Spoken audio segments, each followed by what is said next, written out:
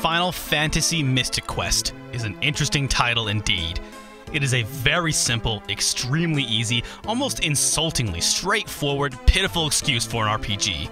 Its story premise and the way it progresses is laughable, and its attempt at character development can be described as cute, like a child trying to draw its favorite animal. Undeniably, Mystic Quest is one of the worst games to carry the Final Fantasy name, and is among the most embarrassing titles Square has ever produced. And you know what else? I absolutely love this game. There's just something about the strange drawing power of its simple approach to the traditional RPG. I'm fully aware it's a terrible game, but I don't know. Sometimes I'm in the mood for an RPG, but don't want to commit to an immense 100-hour adventure. And it's one of those games I just have to play through every few years. I don't expect to make believers out of everyone that watches this video, but I guess that's not what I'm trying to do. This video isn't so much a review, but a confession. Hello, I'm the Happy Video Game Nerd, and I love Final Fantasy Mystic Quest. But let's make sure we're on the same page here. This game understandably gets a bad rap. People don't hate it for no reason. But it helps to understand why this game is the way it is. So before you judge Mystic Quest, let's take a trip back to Japan in the mid-1980s. May 27th, 1986. NX releases Dragon Quest for the Japanese Famicom, creating the modern RPG, a formula still used today. The game is an instant smash, and NX quickly turns around a vastly improved sequel in just 7 months. Dragon Quest II is an even bigger success, and by the time Part 3 is released a year later in February of 1988, Dragon Quest fever has become a legitimate epidemic in Japan. Rumors claim that nationwide productivity plummets on the day of Dragon Quest III's release, as hundreds of thousands call in sick to work or school, causing trains to run late and leaving classrooms without students or teachers. It's widely believed that the Japanese government quietly forbade NX from ever releasing future Dragon Quest games on weekdays, though this was actually a decision made independently by NX executives. Dragon Quest was, and still is, a phenomenon in Japan. And even though Dragon Quest was inspired by the overhead worlds of Ultima and the first-person perspectives of Wizardry, both American games, Dragon Quest never achieved, and never would achieve, more than a fraction of this success in North America. Though Nintendo knew they had a hit on their hands, and tried their best to make something out of Dragon Warrior in the West, going so far as giving the game away for free with subscriptions to Nintendo Power in the fall of 1989. I mean, that's how I got my copy. The ploy wasn't exactly a triumph nor a failure, and perhaps thanks in part to the success of The Legend of Zelda, which would become the NES's first million seller, Nintendo of America recognizes there is interest for RPGs and doesn't give up on introducing the genre to the West. Now, I don't consider Zelda an RPG, but at the time, a lot of Americans probably described Dragon Warrior to their friends as a lot like Zelda, but... In July of 1990, 3 months after Part 3 is released in Japan, Final Fantasy I is released for the Nintendo Entertainment System, this time with the full force of the hype machine. Nintendo Power dedicates an entire issue to the game and even holds a contest in its honor. Wow, sand, surf, and fun? The push is again a moderate success. Sales charts are difficult to find for this time, but it's worth mentioning that Final Fantasy debuted number 2 behind the unbeatable Super Mario Bros. 3 on Nintendo Power's player charts, and would be a mainstay until the magazine stopped tracking NES games. And though Final Fantasy commands a lot of money, it's far from the rarest NES cart. So by the end of 1990, the RPG was a huge moneymaker in Japan, and at best a dedicated niche in North America. Square would gamble with the Super Nintendo in November of 1991 with the release of Final Fantasy II, just 16 months after Final Fantasy I. And I'm sure you know it's actually Part 4, but shut up, that's not important right now. Again, judging only by Nintendo Power charts, which don't represent sales, Final Fantasy II is at least a fan favorite, staying on the charts for years. It's my assumption that the minor successes of Final Fantasy I, Final Fantasy II, and the Game Boy games that had also been moderately successful convinced Square that there is an audience for RPGs in America. It just needs to be cultivated to pull the numbers they were seeing in Japan. At this point they had brand recognition in the West, other companies didn't. NX was a pretty distant second. Square was the RPG company in North America. Not counting the PC market, of course. Somehow, they came to the conclusion that the next best logical step was to make Final Fantasy Mystic Quest, an introductory, beginner's RPG made specifically for us dumb Americans, released in October of 1992. And what culminated was actually the perfect RPG to play when you're feeling...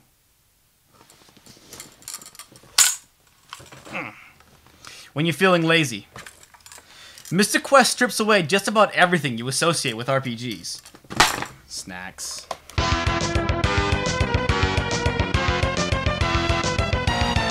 There's no customization. All weapons and armor are automatically equipped, and there are only 4 classes of weapons, which you cycle through by simply hitting the shoulder buttons. Furthermore, you don't buy gear at stores. It's usually found in dungeons or bought from random people in towns. Same goes for spells. You don't learn them, you find them. There are no random battles. All enemies are visible and stationary on screen, and you never fight more than 3 enemies at a time.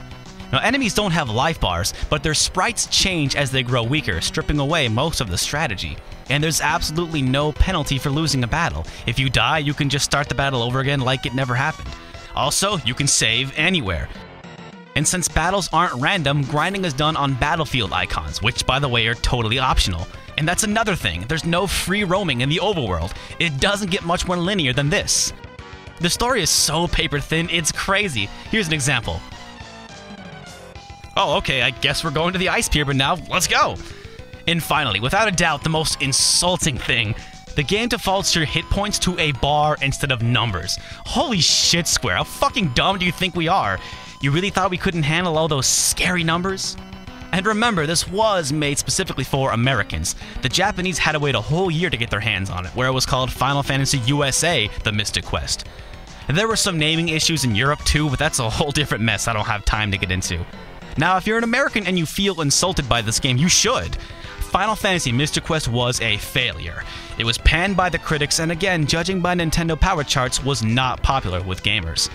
In fact, Final Fantasy II was unfazed by Mystic Quest's release, and would continue to be a mainstay on the charts until a few months before Final Fantasy III came out in '94.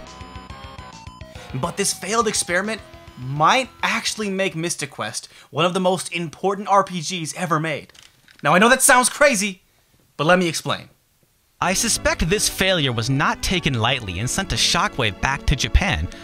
Perhaps, Square suddenly had a new perspective on Western gaming culture. I find it suspect that a year later, on August 6, 1993, Seiken Densetsu 2 was released for the Super Famicom, and just 2 months later, Secret of Mana was released for the Super Nintendo.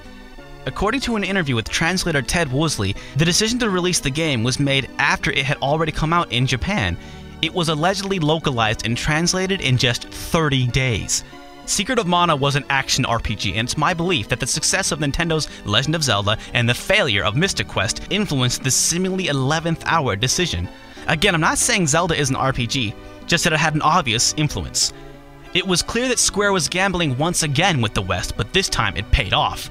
Secret of Mana would become a critical smash in the US, most notably by Electronic Gaming Monthly, who named it Game of the Month and RPG of the Year. To this day, it is often considered one of the best games on the Super Nintendo. And it was around this time we started seeing more high-profile RPGs in the West. Square would publish Capcom's Breath of Fire titles. Secret of Evermore would be Square's first game produced by Americans. Final Fantasy III and Chrono Trigger were localized and brought to America mere months after their Japanese release. Nintendo themselves distributed Illusion of Gaia, localized Earthbound, and produced with Square the Super Mario RPG, which, by the way, was the proper way to make a simplified beginner's RPG. At this point, RPGs still were not pulling the sales numbers seen in Japan, but it put things in motion for the inevitable release of Final Fantasy VII, which, as you all know, changed everything. Now, am I saying that Mystic Quest is more influential than, say, Final Fantasy II or Secret of Mana? No. Most of this is just speculation. But history is made from great successes and great failures, and Mystic Quest is one of those great failures. But if it's so bad, why do I like it so much? Well, like I said earlier, I'm not here to make believers out of everyone, so I'll do my best to explain. First off, its shortcomings are design choices. This is important. It's a bad game, sure, but it's not an incompetently made game. It's not glitchy, it's not ugly, its interface certainly isn't confusing. All the items and puzzles all work and are well thought out. In fact, I'd rather enjoy the puzzles. They're no Golden Sun, but each dungeon has a new obstacle or gimmick. And grappling across chasms or chopping down trees or climbing walls is pretty fun. And that's another thing, there's a lot of variation in the scenery. Ice caves, forests, volcanoes, deserts. It's not like you're wandering through the same caves over and over again. And there's no overworld to explore, but hey, you'll never not know where to go next. And the story certainly doesn't overstay its welcome or is too wordy like in Paper Mario. In fact, I find most of the dialogue scenes pretty funny in a so bad it's good kind of way.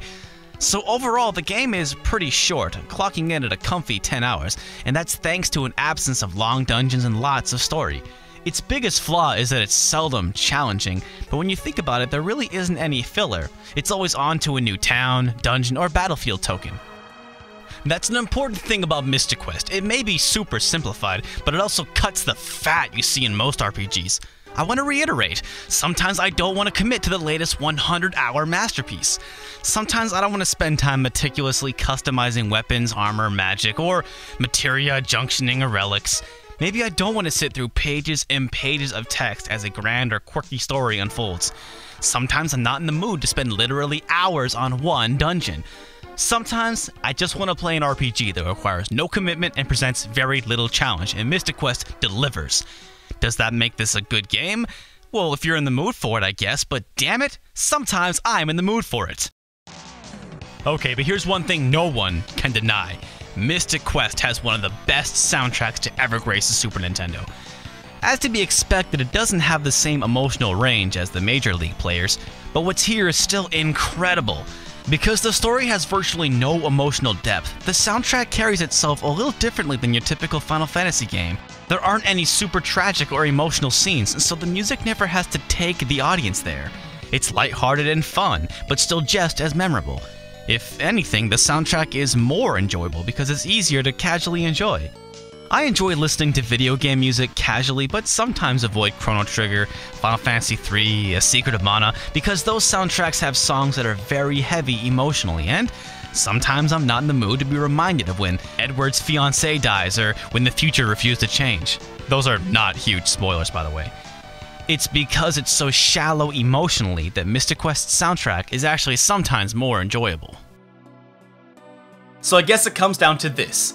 Is Mystic Quest a good game? I think when you understand why Mystic Quest was made in the first place, you can come into it with the right expectation and hopefully enjoy it. This doesn't forgive the game's lack of difficulty, which can sometimes make it boring, but that's why you need to be in the mood to play it. A lot of great RPGs are available for the Virtual Console, including Final Fantasy II and Secret of Mana. And while those games are amazing, they're also very long and require dedication to see them to the end. On the other hand, Mystic Quest is simple, fast-moving, and though offers very little challenge, cuts most of the fat you see in typical RPGs. Here's a good analogy. Sometimes I don't want to play a grand 100-hour RPG, or drink a glass of fine wine. Sometimes I just want to play Final Fantasy Mystic Quest, or drink a soda. And you know what? Forget all that confession bullshit. There ain't a fucking thing wrong with that. Ha! Cheers.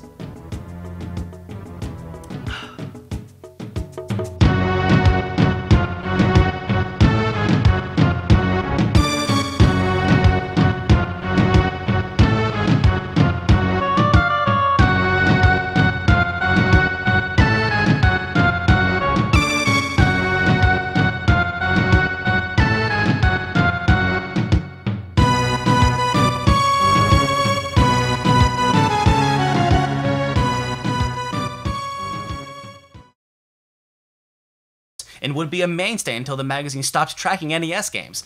And though Final Fantasy commands a lot of money, it's far from the rarest NES cart. Yeah, NES and then NES.